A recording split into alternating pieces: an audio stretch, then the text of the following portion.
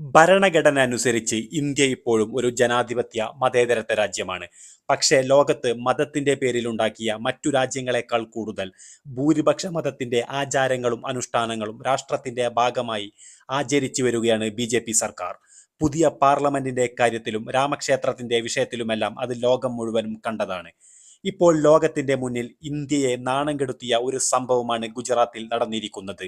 ഗാന്ധിയുടെ ഗുജറാത്ത് മതവർഗീയവാദികളുടെ ശക്തി കേന്ദ്രമായിട്ട് കാൽ നൂറ്റാണ്ട് പിന്നിട്ടിരിക്കുകയാണ്.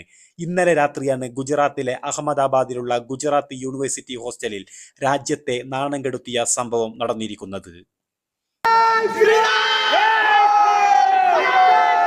യൂണിവേഴ്സിറ്റി ഹോസ്റ്റലിൽ താമസിക്കുന്ന വിദ്യാർത്ഥികൾ ഹോസ്റ്റൽ അധികൃതരുടെ സമ്മതപ്രകാരം ഹോസ്റ്റലിലെ എ ബ്ലോക്കിൽ റമലാൻ മാസത്തിലെ തറാവീഹ് നമസ്കരിക്കുന്നതിനിടെ 30ഓളം വരുന്ന ഹിന്ദുത്വ തീവ്രവാദികൾ ജയ് ശ്രീറാം വിളിച്ചുകൊണ്ട് വൻ ആക്രമണമാണ് ഹോസ്റ്റലിൽ നടത്തിയത്.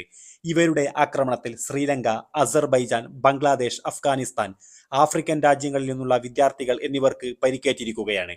ഹോസ്റ്റലിൽ നിർത്തിയിട്ടിരുന്ന ബൈക്കുകളും ജയ് ശ്രീറാം വിളിച്ചുകൊണ്ട് ഈ മത തീവ്രവാദികൾ തകർക്കുകയുണ്ടായി. ആക്രമണത്തിൽ 2 വിദ്യാർത്ഥികൾക്കാണ് ഗുരുതരമായ രീതിയിൽ പരിക്കേറ്റിട്ടുള്ളത്.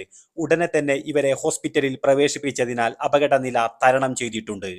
ഇന്നലെ രാത്രി 10:30 മതഭീകരവാദികൾ ഹോസ്റ്റലിൽ നമസ്കരിച്ചതിന്റെ പേരിൽ വിദേശ വിദ്യാർത്ഥികളെ ആക്രമിച്ചത്.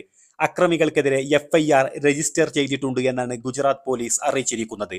ആക്രമണത്തെ തുടർന്ന് ഇന്ന് രാവിലെ ഗുജറാത്ത് യൂണിവേഴ്സിറ്റിയുടെ വൈസ് ചാൻസലറായ നീരജ് ഗുപ്ത ഹോസ്റ്റൽ സന്ദർശിക്കുകയും ശക്തമായ നടപടികളുണ്ടാകുമെന്ന് ഉറപ്പു നൽകുകയും ചെയ്തിട്ടുണ്ട്. ആക്രമണത്തിൽ പരിക്കേറ്റ വിദേശ വിദ്യാർത്ഥികൾ അവരുടെ എംബസികളിൽ ഹോസ്റ്റലിൽ നടന്ന ആക്രമണത്തെപ്പറ്റി വിശദാംശങ്ങൾ നൽകിയിട്ടുണ്ട്.